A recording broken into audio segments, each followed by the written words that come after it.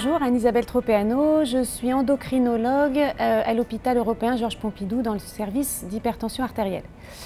Alors je vais vous parler principalement aujourd'hui du traitement du diabète chez l'insuffisant cardiaque. Comme vous le savez, le diabétique est souvent insuffisant cardiaque et l'insuffisant cardiaque est souvent diabétique. Donc évidemment, c'est une situation clinique dans laquelle on se trouve de plus en plus confronté. Je vais commencer par préciser quel est l'impact des antidiabétiques sur l'insuffisance cardiaque, quelle est la sécurité d'emploi des antidiabétiques chez l'insuffisant cardiaque, et pour ça on verra les anciens traitements et les nouveaux traitements et leurs particularités. Et puis je finirai par l'objectif d'hémoglobine glyquée chez le patient diabétique insuffisant cardiaque. Alors d'abord, les anciens antidiabétiques oraux, la metformine, qui est un ancien antidiabétique oral qui est particulièrement efficace, pour lequel on a un recul et pour lequel on avait tendance à contre-indiquer son utilisation chez l'insuffisant cardiaque du fait du risque théorique au moins d'acidose lactique. Il se trouve que finalement les cas d'acidose lactique sont assez exceptionnels et sont décrits surtout chez des sujets qui sont en même temps insuffisants cardiaques et qui présentent de façon associée une insuffisance rénale sévère. D'autre part, il a été mis en évidence sur des études de cohorte que l'utilisation de la metformine chez l'insuffisant cardiaque semble associée à un meilleur pronostic. Au final, les recommandations tentent de permettre l'utilisation de la metformine chez l'insuffisant cardiaque stable, d'autant qu'il n'y a pas d'insuffisance rénale associée, puisqu'il semblerait que le risque d'acidose lactique soit extrêmement faible et que le bénéfice de la metformine dans cette population soit intéressant. D'autre part, dans les antidiabétiques oraux anciens, nous avons les sulfamides hypoglycémiants, pour lesquels leur utilisation chez l'insuffisant cardiaque a été controversée. On n'a pas d'études très claires chez l'insuffisant cardiaque pour évaluer la sécurité d'emploi des sulfamides hypoglycémiants.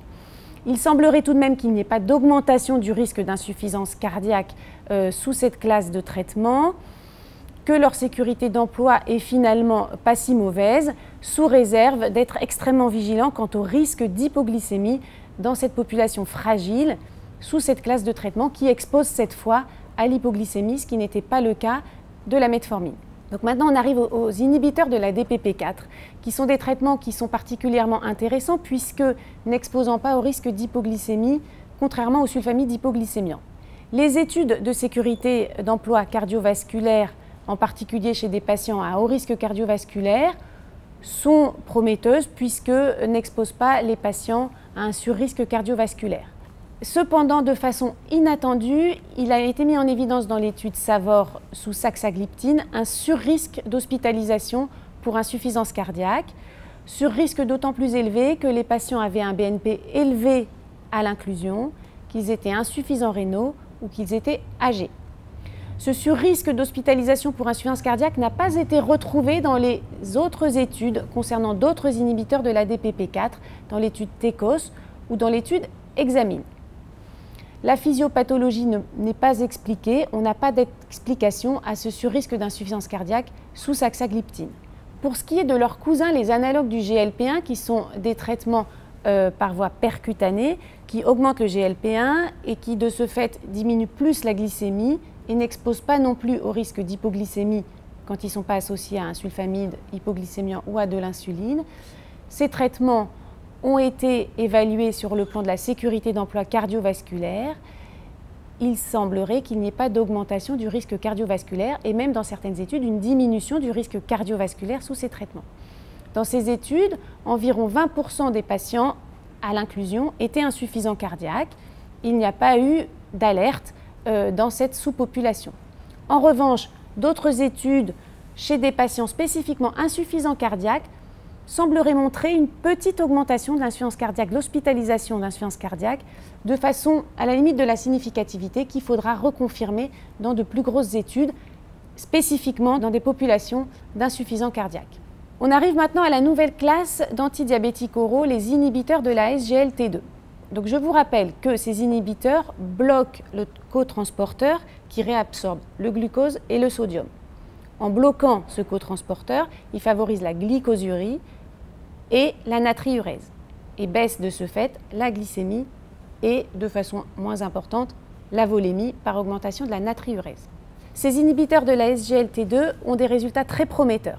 En effet, 2 grosses études de morbimortalité évaluaient leur efficacité par rapport au placebo sur les événements cardiovasculaires dans des populations de diabétiques à haut risque cardiovasculaire. Dans ces études, environ 10% de patients étaient déjà insuffisants cardiaques connus à l'inclusion. Ces études sont très positives avec une baisse significative du critère composite cardiovasculaire dans la population traitée par rapport à la population traitée par placebo.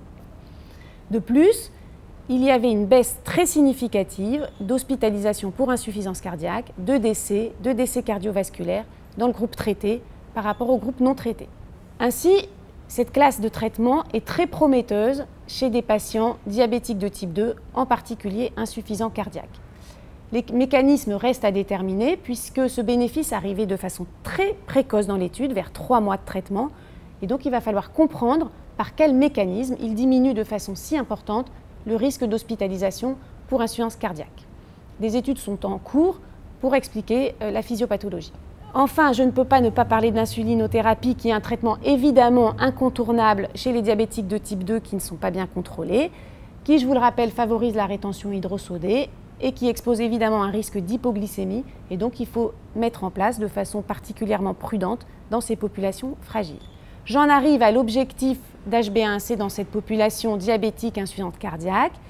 Comme vous le comprendrez, plus le patient est fragile et plus le traitement qu'on lui donne expose à un risque d'hypoglycémie, moins l'objectif va être bas.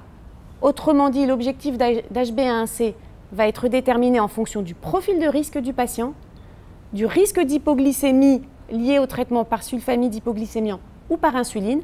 Et en fonction de ces 2 éléments, on pourra alors fixer un objectif d'HbA1c qui se situera le plus souvent entre 7 et 8%, 9% vraiment pour des patients qui ont une espérance de vie très courte. Pour conclure, le diabétique est souvent insuffisant cardiaque et l'insuffisant cardiaque est souvent diabétique. Son traitement est spécifique, d'une part du fait de sa fragilité, qui va l'exposer aux hypoglycémies lorsqu'on le traite par sulfamide hypoglycémiant ou par insuline, et donc il faudra être extrêmement vigilant. Il va y avoir également une spécificité vis-à-vis des nouveaux antidiabétiques. Pour ce qui est des inhibiteurs de la DPP4, nous avons quelques données, quelques alertes sous saxagliptine qu'il faudra peut-être confirmer ou non, pour lesquelles nous n'avons pas d'explication, sur risque d'insuffisance cardiaque qui n'a pas été confirmé par les autres inhibiteurs de la DPP4. Pour les analogues du GLP1, il faudra spécifier leur sécurité d'emploi dans des populations spécifiques insuffisantes cardiaques. Pour ce qui est des inhibiteurs de la SGLT2, les données sont extrêmement prometteuses, même si nous n'avons pas complètement l'explication physiopathologique pour expliquer ces résultats importants qui démontrent que leur utilisation chez le diabétique à haut risque cardiovasculaire est accompagnée d'une baisse très significative du risque d'hospitalisation pour insuffisance cardiaque. D'autres études sont en cours et nous verrons si ces données prometteuses sont confirmées. Elles sont déjà confirmées dans 2 études de morbimortalité. Enfin, il ne faut pas oublier la metformine, qui finalement est un traitement qui peut être poursuivi chez l'insuffisant cardiaque stable, sans insuffisance rénale associée.